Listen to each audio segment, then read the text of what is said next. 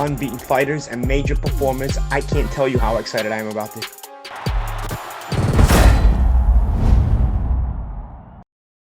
James Held at IFL TV, MTK Global. I'm quite fortunate enough to be joined by trainer Peter Fury. We're in Bolton today at the Macron Arena. Firstly, great to see you, Peter. How are you keeping, mate? And you, James? Yeah, good to see you. Good to see you. Yeah, everything's good.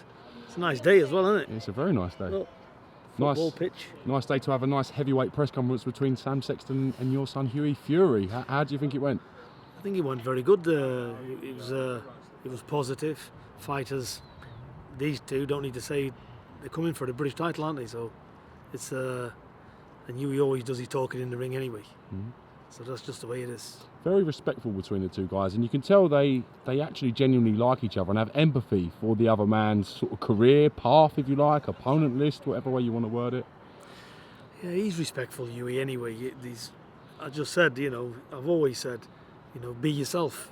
And whatever your DNA is, whatever you want to say, that's up to you, isn't it? So just be yourself, and he's a nice young fella, isn't he? So there's no need to badmouth people. Last time out for Hughie against Joseph Parker, I know you and the team thought believed Hughie done enough to get the decision on that night. Unfortunately, it wasn't for Hughie for him to get the decision. With the benefit of hindsight and looking back at that, is there anything you would have changed from that performance from Hughie? He just needed to add a few bits and pieces to it. As always, you can always do better, can't you? But that's me looking at the fight and being ringside and monitoring the fight. He seemed to be doing a lot more. He's landing a lot. I'll say not landing a lot more. Landing a lot more, yes. It's like quality over quantity. Joseph, he was bringing it. He's missing a lot of the shots. A lot of the shots was being blocked. So, he was getting countered a lot. So it just depends, I suppose, how you're looking at it. The way he boxed that night, in your opinion, was impeccable. For him not to get the decision and the result, does that affect the way you set him up to box the likes of Sam Sexton in the future? Yeah, he's got to box a lot differently. You just can't rely on point wins, especially with so much dirty politics outside of boxing. A lot of things go on. So you've got to really stamp your authority on fights. It's not just, you can't rely on the judges, for sure. Last time out for Joseph Parker, we saw him in the heavyweight unification clash with Anthony Joshua, losing his WBO title on points to Joshua that night. Did you watch the fight? I did. He controlled it well behind the jab. Again, though, Parker wasn't getting credited for the work he was doing. So I didn't have it nowhere near as wide as what he said. But he definitely done enough to win it. But it wasn't as wide as what people's saying it was. Was it frustrating for yourself to see it so wide on the scorecards when Joshua boxed quite similar in many people's opinions to Hughie, behind the jab, quite a controlled performance? Let's be honest, AJ didn't do any better job than what Hughie did, but he got the result. So, like I said, politics in boxing. But we move on.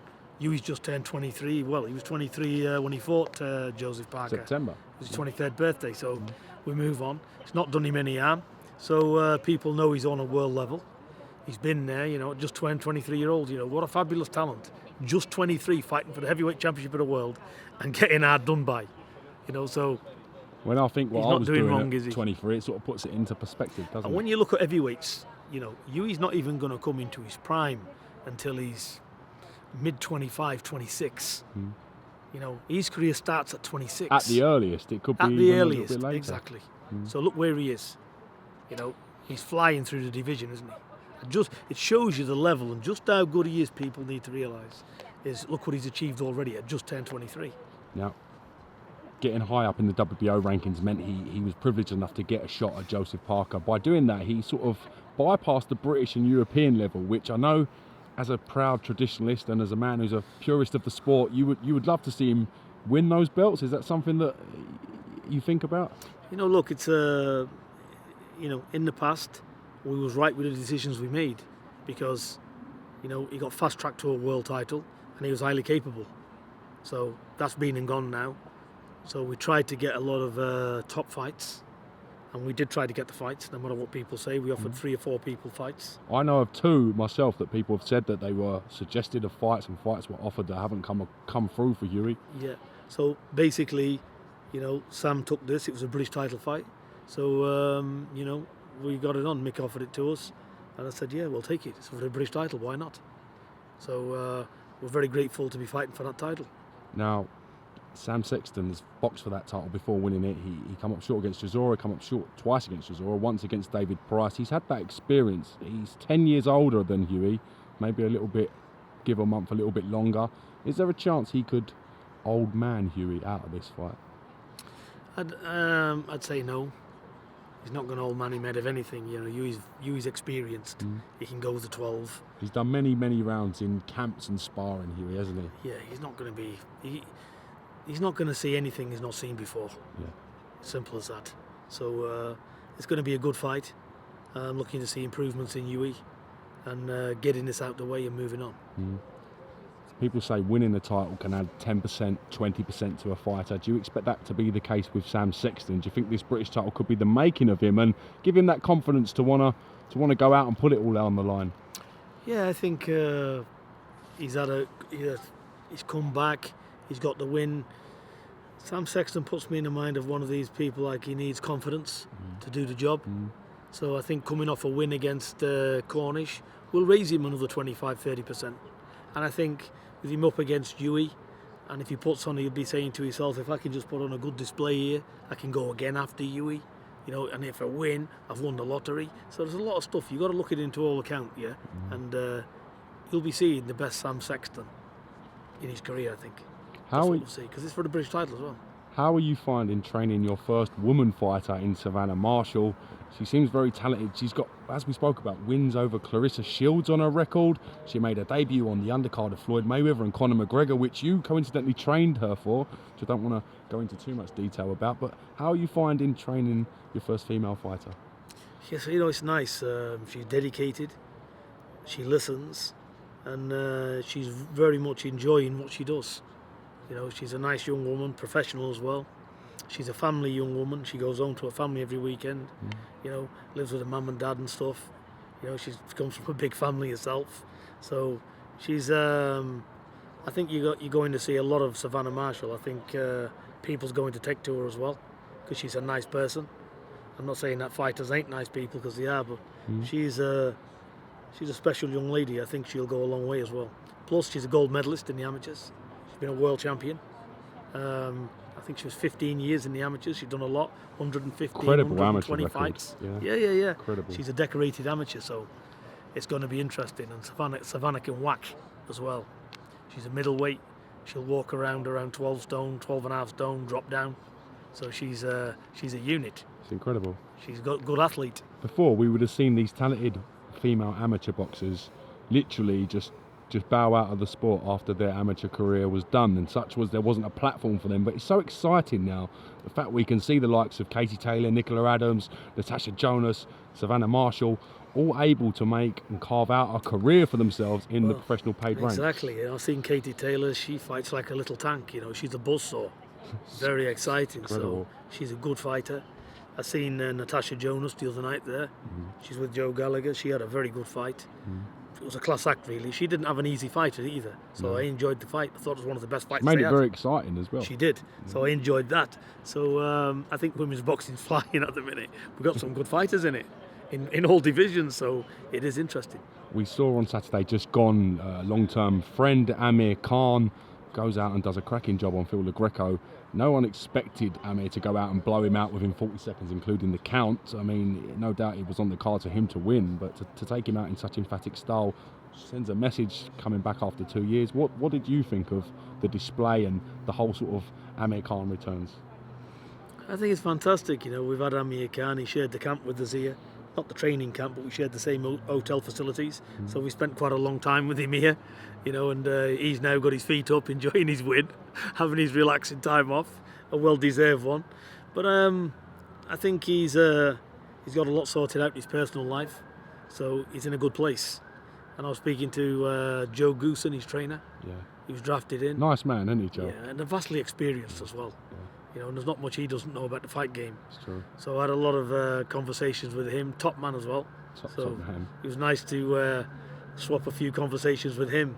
But, you know, it wasn't a surprise for me for Amir Khan, to be honest. He's on a world level.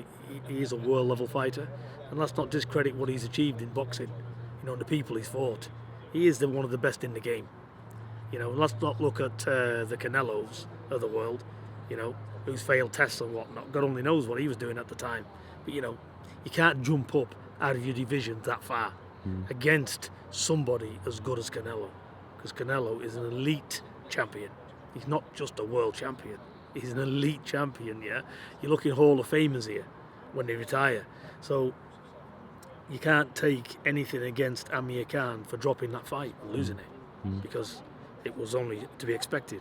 But I think anybody at his weight is going to give anybody nightmares. And the speed of him, the speed with power he's got, he's dangerous. I think the weight will be the key. I mean, we saw afterwards immediately Kell Brook in the ring. We as fans and boxing media and fans of the sport want to see that fight potentially. But from Amir Khan's point of view, must he fight Kell at 147 to be as effective as he has been in the past? But you say he needs that fight, yeah? He's got 2 million followers, you know. That arena was filled out in Liverpool. And more or less it was for Amir Khan, wasn't it? You know, he's a celebrity fighter here. You know, so why has he got to take any fight? Good point. You know, he can dictate and fight who he likes. You know, he's on the comeback trail. You know, there's no rush. And like he said, he's the man to beat, nobody else. So he can just take his time and pick his fights coming back. He has had a bit of a timeout. And, you know, let him get 2 or 3 fights under his belt, come back and try and get the business done. It's a great fight with him and Kell Brook, because they're both good fighters, aren't they? Fantastic fight. And we've been waiting so long for it. It's been sort of overplayed out, the fact that it hasn't happened, you know. There's a lot of other fights out there for both of them, isn't there? Yeah, there's a lot of great But fights. like you said, 2 British fighters, there's something about it, isn't there? And they dislike each other. They exactly. genuinely don't like each other. Yeah. So it all adds to the mix. Yeah, I think it's going to be a great fight and entertaining for the fans. I think they've both got the same promoter, so it shouldn't be hard to do that way. Exactly but ultimately, both men's got to do what's best for them, and Amir Khan is just on another level as far as business, commanding the money, the TV and everything else, so maybe he'll look at other fights. Well, we know Hughie Fury's in action on May the 12th. On May the 5th, we've got another big fight in Tony Bellew taking on David HAYE for the rematch, sort of revenge or repeat. How do you assess David HAYE's chances of putting things right this time around? It's like anything else. What you've got to look at, David Hayes in fantastic shape, as we can see on the TV, on the videos. So he's not taking anything for granted. It'll be a different fight this time. He already had power. I don't know why he put on another 14, 18 pounds to slow himself up. So I think he's learned by that mistake, because we all know when you're gifted with power punches, because it is a gift you've got, you don't get any more power by putting extra weight on. What you do, you're limiting your movement. So I think that's going to be a lot different fight than what the first one is. But then again, I think if Bellew can keep to his boxing, move, this is a 12 round, you know, the championship rounds. So Bellew's not a mug, you know, so he can fight. So Bellew, people might try and underrate him, do whatever, but he's come through the cruiserweight division, hasn't he? He's been around, you know, so... WBC cruiserweight champion, wasn't he? Yeah, exactly. And let's be honest now, he's... when you say he's not a big heavyweight, he's certainly as big as David A. So they're ideally matched weight for weight, aren't they? They're 2 of the guys that are really around that cruiser heavyweight bracket of growing into the sort of heavyweight mould, but can come down just above cruiser, if you like. Exactly. So we have to see if David A's got it when he's after the 5th, 6th round and he's going down the stretch, because I think that's what Bellew will be looking to do come late on. You know, trying to negate the power, but look, let's be honest, this can all end in one punch, can't it? For both of them. But Hayes a devastating banger. So speed, you know, it could even be an early night. I don't know what's going to happen. I would say it's a 50-50 fight, this. I'm going to watch it. I think it's going to be a good fight. There's some big fights coming up on May the 12th as well. The likes of Jorge Linares taking on Vasyl Lomachenko. Fight for the purists there, no doubt. Jorge Linares won so many fans with his 2 victories over Crawler here. Doesn't need any introduction to British fans. What can we expect from that fight? I just see Lomachenko, he's just streaks ahead of his game. I just think, we're really going to see just how far Lomachenko is in the sport, because Linares, we know, he's a boxing perfectionist himself. You know, he's a lovely boxer. He's got quick hands, accurate. He's a top fighter, an elite fighter. But I just think, again, I think Lomachenko's in the clouds compared to every other fighter. I just think every now and again you get elite fighters, and he's one of them. So I don't see the outcome being any different. I see Lomachenko's going to be his night again. Lomachenko, the likes of Usyk, they've had that fantastic experience with that Ukraine squad, that amateur background. Do you think it's imperative that fighters have that well-schooled amateur career? Yeah, I do. I think it's vitally important because I think it'll affect you somewhere down the road. You know, you can't tell me of many people that's not had a lot of amateur experience that really make it on the world stage and keep it there. You know, you always see the ones that's got the longevity are the ones that's had a full amateur career and they've been at it for God knows how many years. So it does play a big part. Amateur boxing is needed. It's almost like learning to drive and then getting in a Formula One car. That's the difference. Especially with the lack of vests and head guards, it is more sort of suited to going from amateur to transition into professional boxing. From my point of view, looking at it, I don't know if that's a good thing or not. I think amateurs should have the head guards on, and let them develop. There's nothing wrong with the system the way it was. So, but listen, who am I to say? But it's not done any harm over the past, God knows how many years, 100 years or so, has it? So, however long amateur boxing has been going. Anything you want to add before we vacate? Anything you want to say? Anything you can tell us? I would just say a big shout out to our team, MTK Global, Hennessy Sports. They do a fantastic job. MTK Global have, they've helped us with sparring partners, brought them over. I can't say enough nice things about them because they're part of our team anyway. So that's by the by.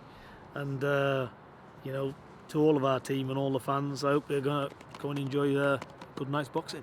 Peter Fury, thank you very much for talking to IFL TV. Tickets available via Hennessy Sports website, via Bolton Macron Stadium as well.